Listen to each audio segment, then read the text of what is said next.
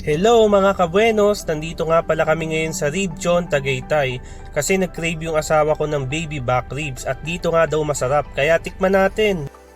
Pagpasok mo nga ng lugar, ito ang makikita mo, maaliwalas at organize yung mga crew at sakto konti yung customer kaya maasikaso agad kami.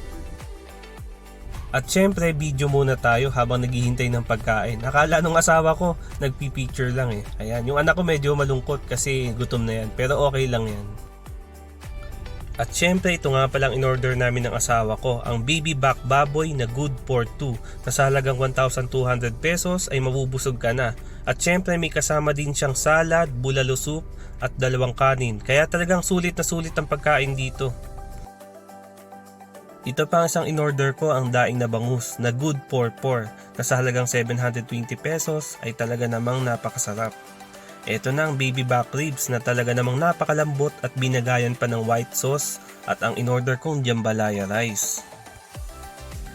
At ito ang pinakapaborito ko sa lahat, ang kainan time. At syempre inimbitahan ko yung mama ko, lalo na hindi namin kayang ubusin yung daing na bangus dahil napakalaki. Ayan, kainan time na! Ayan talaga namang nakakabusog simot na simot hanggang buto. Yung anak ko nagkakamay na, talagang feel at home siya kung kumain dahil nagustuhan niya talaga yung daing na bangus. Ayan na nga mga kabuenos, uwian na at tinake out pa talaga ng asawa ko yung daing na bangus dahil hindi namin naubos sa sobrang laki. At ang paborito ng mga babae, picture muna bago umalis. O mga kabuenos, babay na, sa susunod na lang ulit. Sana suportahan nyo tong vlog ko at ang aking page. Salamat!